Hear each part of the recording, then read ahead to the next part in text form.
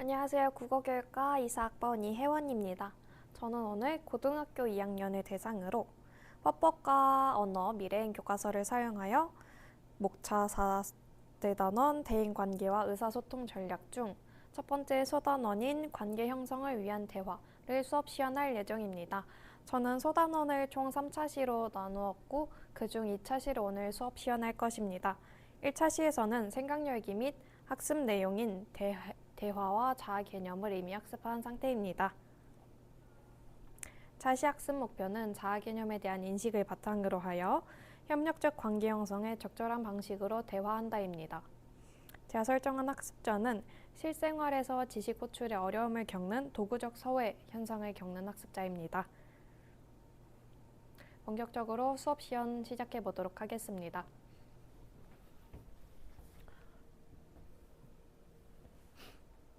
자, 우리 친구들 이제 선생님이랑 같이 활동 시작할 텐데 활동 시작하기 전에 활동 규칙 하나만 보고 넘어갑시다.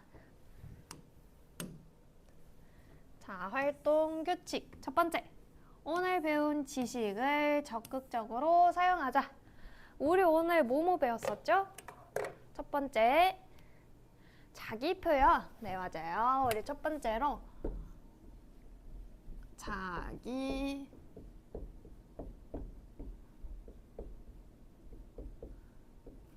자기 표현에 대해서 배웠습니다. 자기 표현의 개념과 자기 표현의 방식, 그리고 자기 표현의 효과에 대해서 배웠었죠. 네, 다들 잘 기억해주고 있네요. 그러면은 우리 자기 표현 말고 또 어떤 거 배웠었죠? 네, 맞아요. 우리 공감적 듣기 배웠습니다. 두 번째 어떤 거? 공감적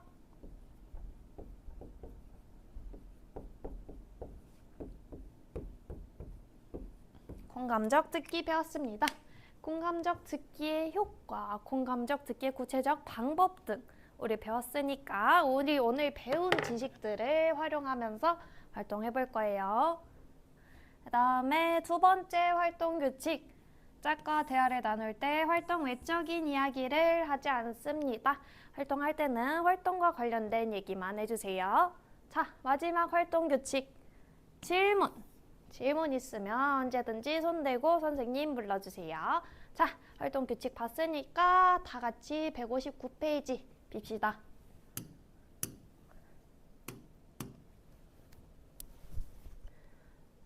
선생님도 159페이지를 펴고 활동 3번이 우리 기다려주고 있는데 활동 3번 한번 읽어볼게요. 다음 대화를 보고 자기 표현의 적절성에 대해 생각해보자. 다음 대화가 가와 나 두 개로 있어요. 활동 3번의 1번 보면은 가와 나의 대화가 원활한 의사소통이었는지 짝과 의견을 나누어 보자.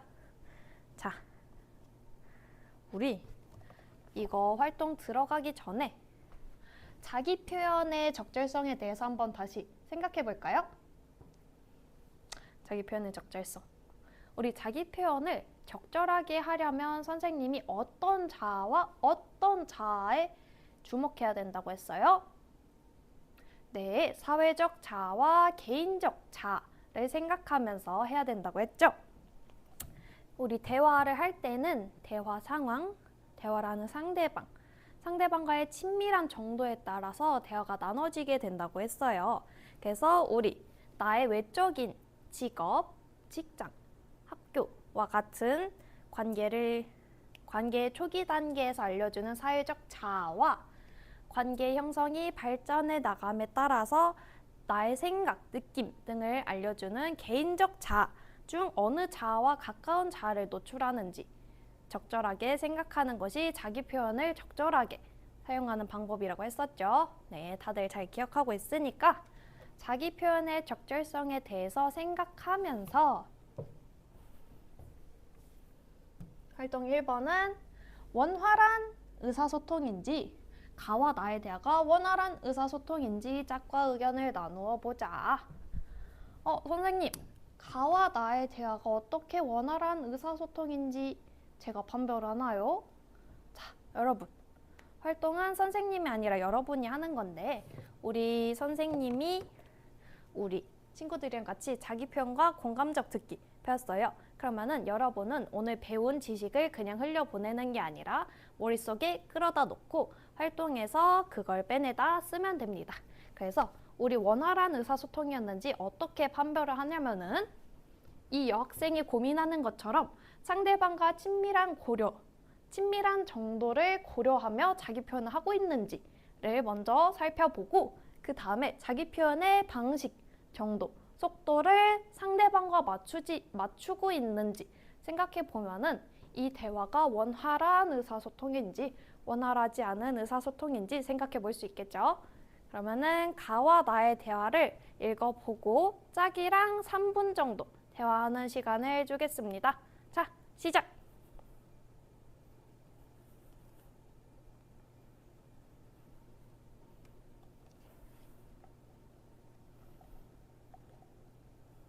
땡땡이가 질문이 있을까? 나를 보고 있는데 태하와 우진이의 관계가 친밀한 관계인지 친밀한 관계이지 아닌지 그게 궁금하다고. 자, 우리 나를 보면요, 여러분. 잠깐 앞에 봅시다. 태하와 우진이는 졸업 후 5년 만에 처음 만난 관계입니다. 그렇다면 우리 관계 형성의 초기 단계는 아니지만 오랫동안 못 본 사이니까 친밀감이 많진 않은 단계로 우리 자기 표현을 할 때는 사회적 자아와 가까운 자아부터 먼저 노출해줘야겠죠? 네, 이제 됐을까요?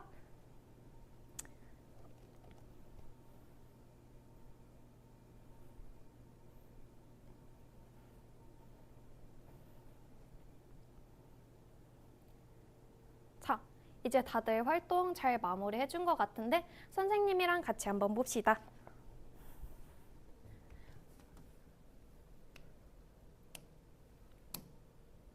선생님이랑 가 먼저 볼 건데 가를 보면은 둘의 지금 둘의 대화 상황과 둘의 관계가 어떻죠? 네. 전학 온 미나에게 유정이가 다가간다 하면서 지금 미나는 전학을 온 상태고 미나와 유정이는 오늘 처음 만난 상태예요. 그렇다면은 관계 형성의 초기 단계이겠죠. 그래서 사회적 자아를 먼저 노출해 가고 관계가 발전해 나감에 있어서 개인적 자아와 가까운 정보를 노출하게 될 것입니다. 그럼 대화문 한번 볼까요? 대화문 앞을 보면은 자, 유정이가 이렇게 말합니다. 만나서 반가워. 넌 어디서 왔어? 하니까 미나가 어떻게 말해요? 난 이번에 제주도에서 이사 왔어. 등 미나가 사는 곳과 관련된 사회적 자아와 가까운 정보를 노출하고 있습니다. 우리 친구들 미나와 유정이 원활하게 의사소통하고 있죠. 근데 여기서 여러분이 살짝 헷갈렸을 것 같은데 유정이와 미나가 우리 오늘 처음 만난 사이인데 개인적 자아와 가까운 정보를 노출해주고 있어요. 선생님, 처음 만난 사람한테 개인적 자아와 가까운 정보를 노출하면 안 되는 거 아닌가요? 네, 여러분, 안 되는 건 아닙니다.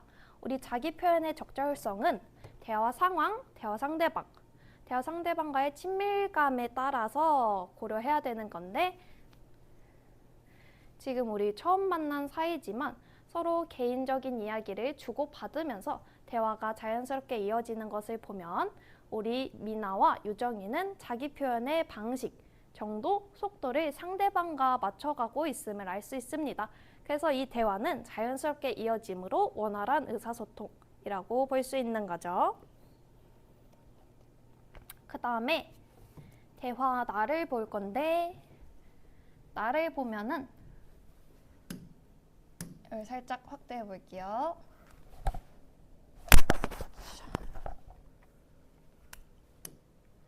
자, 대화문 나를 보면은 태하와 우진이가 있는데 둘은 졸업 후 5년 만에 처음 만난 사이예요. 선생님이 아까 말했다시피 관계 형성의 초기 단계는 아니지만 친밀감이 그닥 높진 않은 단계다. 그래서 서로 사회적 자아와 가까운 정보를 노출하게 될 거다. 그래서 둘의 대화를 보면은 대화의 1번 부분을 보면은 너 김우진 맞지? 하면서 태하와 우진이의 과거에 있었던 관계에 대해서 말하면서 서로 사회적 자아와 가까운 정보를 전달해주고 있습니다. 그런데 태아가 이렇게 말했어요. 우리가 너희 옆집에 살았잖아. 너는 아직 거기에 사니? 하면서 사회적 자아와 관련된 질문을 우진이에게 던져줬죠. 근데 우진이는 응, 우리 집은 그대로야 라고 말함과 동시에 너 4학년 때 우리 반에 있던 주미 좋아했었지? 사실 나도 그때 주미 좋아했었는데 라고 말하면서 사회적 자아에 관련된 질문을 자신의 개인적 자아와 관련된 답변을 하면서 대화를 당황스럽게 하고 있죠. 자, 여러분 이렇듯 자기 표현의 방식, 정도, 속도를 맞춰가지 않으면 대화가 자연스럽게 이어나가지 않아요. 그래서 우진이는 자기 표현에 어떠한 요소를 고려하지 않은 걸까요? 네. 자기 표현의 방식과 정도,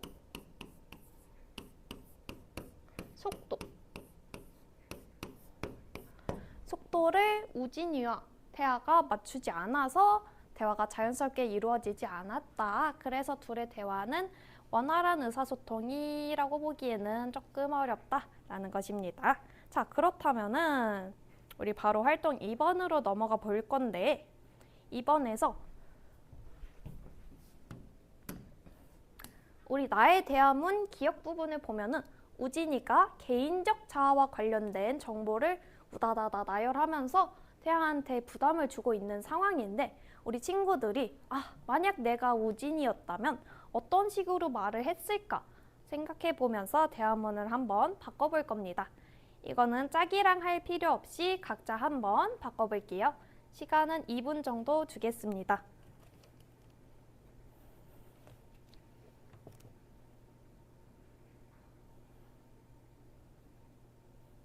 만약 내가 우진이라면 이렇게 말했을 거야 라고 대화를 다 쓴 친구는 우진이의 대화에 맞는 태하의 반응은 어떨지 그것도 한번 생각해보고 써보면 좋겠죠.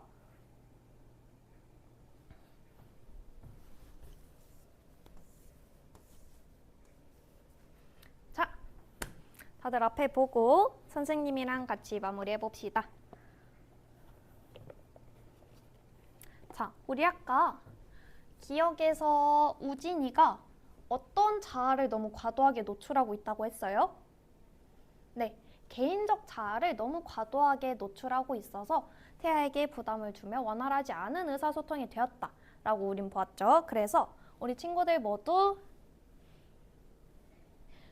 우진이가 개인적 자아를 노출하는 부분을 우진이의 사회적 자아를 노출하는 등 우진이가 지금은 어떤 학교에 다니고 있다, 지금은 어떤 집에 살고 있다 이런 등의 얘기를 하는 등으로 잘 바꿔준 것 같아요. 그러니까 우리 활동 3번은 이렇게 잘 마무리하고 우리 이 활동 3번 다 풀고 그냥 넘겨버릴 게 아니라 일상생활 속에서도 자기 표현의 적절성을 생각해 보면서 잘 말하고 다녀야 됩니다. 우리 대화는 일상생활 속에서 정말 많이 하는 거죠. 근데 우리 친구들 보면은 자기 표현에 부담을 느끼거나 자기 표현 방식, 정도, 속도를 잘 맞추지 않거나 하는 등 대화에서 서로 상대방과 갈등이 생긴 경우들이 있을 거예요. 그래서 오늘 배운 지식들 활용하면서 나는 이제 앞으로 대화할 때 이런 것들을 지켜가야 되겠구나 생각하면서 활동 3번 마무리하도록 하겠습니다.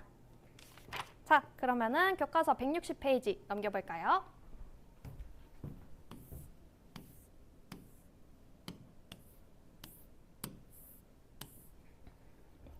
160페이지 넘기면은 이건 뭐야?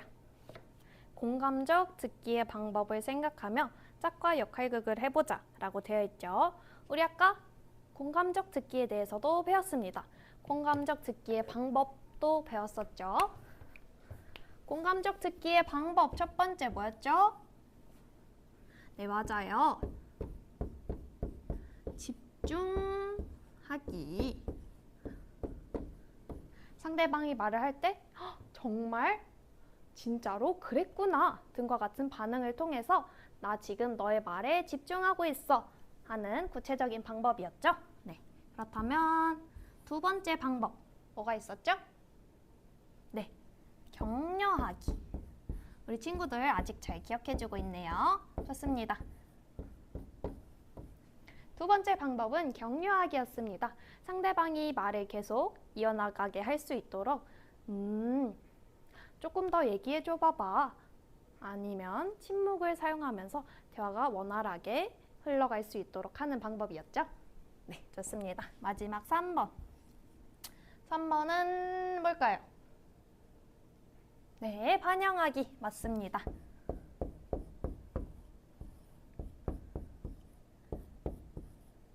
반영하기. 상대방의 한 말의 의미를 내가 재구성하여서 내가 이해한 대로 재진술 해주는 거였죠. 자, 근데 사실 공감적 듣기의 방법은 이거 말고 또 여러 가지가 있어요. 그래서 우리 공감적 듣기의 방법은 다른 게 뭐가 있을까? 한번 좀 더 생각해 보면서 활동 들어가 볼게요. 자, 활동 4번. 활동 4번을 보면 공감적 듣기의 방법을 생각하면서 짝과 역할극을 해보자 라고 되어 있습니다. 자, 지금은 활동 1번. 먼저 보면은 짝과 함께 가와다 상황 중 하나를 고르고 공감적 듣기의 방법, 집중하기, 격려하기, 반영하기 등을 생각하면서 대화를 구성해보자 라고 되어 있습니다. 우리 친구들 활동 1번 다 하면은 활동 2번 짝과 역할을 나눠서 역할극을 해보는 것까지 이어갈 거예요. 근데 활동 1번 하기 전에 우리 공감적 듣기 방법 다시 한번 생각해보면서 짝이랑 대화해보도록 합시다. 자, 시작!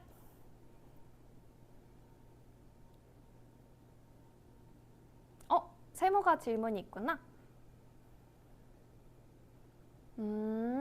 세모는 짝이랑 나에 관련된 대화를 구성해보려고 했는데 나에 대해서 인물들의 관계, 대화 상황이 나와 있지 않아서 대화를 어떻게 구성해야 될지 고민이구나. 그렇다면은 세모랑 네모가 같이 이 두 인물의 관계가 어떨지, 지금 어떤 대화 상황인지, 두 인물의 친밀감은 어떤지 한번 생각해 보면서 문제를 풀어보도록 합시다.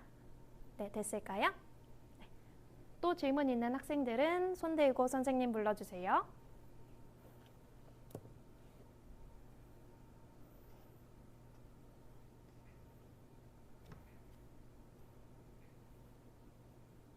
여러분 대화 구성 다 했으면은 짝꿍이랑 역할극 해봅시다. 역할극까지 다 하면은 선생님이 다시 같이 활동 풀어볼게요.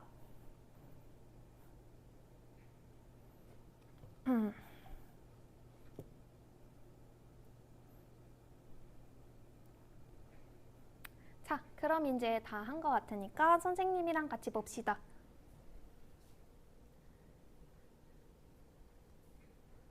선생님은 상황에 맞는 대화를 한번 구성해 볼게요.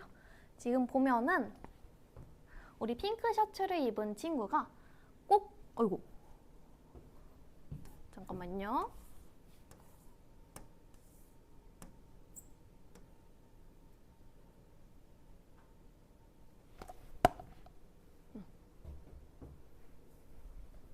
다시 우리 가를 보면은 핑크 셔츠를 입은 친구가 이렇게 말하고 있습니다. 아, 나 꼭 가입하고 싶은 동아리에 지원하려고 열심히 준비했는데 면접에서 떨어졌어 라고 말합니다. 우리 공감적 듣기는 어떻게 하는 거였죠? 공감하면서 들어주는 거. 상대방을 이해하려고 노력하면서 들어주는 것입니다. 그래서 선생님이 만약에 초록 옷을 입은 친구라면은 정말 안 됐다. 그래도 열심히 준비했으니까 다음 면접에서는 통과할 수 있을 거야. 이런 식으로 말해주면서 집중하기, 격려하기, 반영하기 등의 공감적 듣기의 방법을 사용하면서 말할 수 있을 겁니다. 자, 근데 만약 공감적 듣기의 방법을 사용하는 게 아니라 우리 핑크 셔츠 입은 친구가 면접에서 떨어졌어 라고 말했는데 너가 떨어진 이유가 있었겠지. 너가 준비를 열심히 안 한 거 아니야? 이런 식의 상대방을 비판하거나 비난하는 등의 말하기는 공감적 듣기의 방법이 아니라서 대화 상황에서 갈등을 유발할 수도 있어요.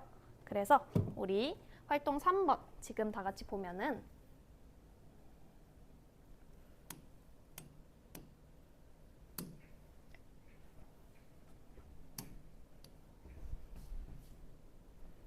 활동 3번 보면은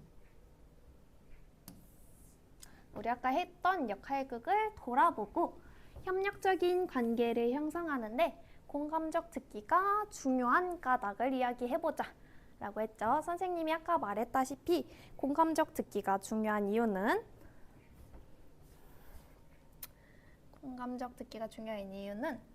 상대방을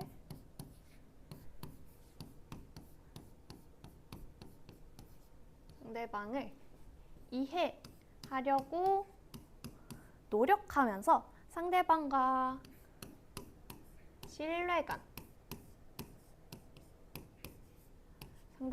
신뢰감을 형성하고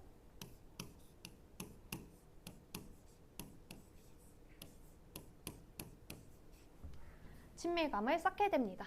그래서 갈등 상황이 우려되는 말하기 상황에서 갈등을 부드럽게 넘어가면서 원만한 관계 형성에 도움을 주게 됩니다. 자, 우리 이렇게 활동 4번도 잘 마무리해 주었는데 활동 4번 역시 우리 활동하고 끝내는 게 아니라 우리 앞으로 있을 일상생활에서도 공감적 듣기 잘 기억하면서 공감적 듣기의 방법, 집중하기, 격려하기, 반영하기 등을 생각하면서 내가 만약 친구의 말을 공감적으로 들어주려면 어떤 방법을 생각해야 될까? 계속 생각하면서 오늘 배운 지식을 내 걸로 만들면 좋겠죠? 자, 그러면은 오늘 학습 목표 다시 한번 말해보고 수업 마치도록 하겠습니다. 우리 학습 목표 자아 개념에 대한 인식을 바탕으로 하여 협력적 관계 형성에 적절한 방식으로 대화한다. 였죠? 우리 오늘 협력적 관계 형성을 위한 대화의 적절한 방식 2가지 배웠어요. 자기 표현과 공감적 듣기.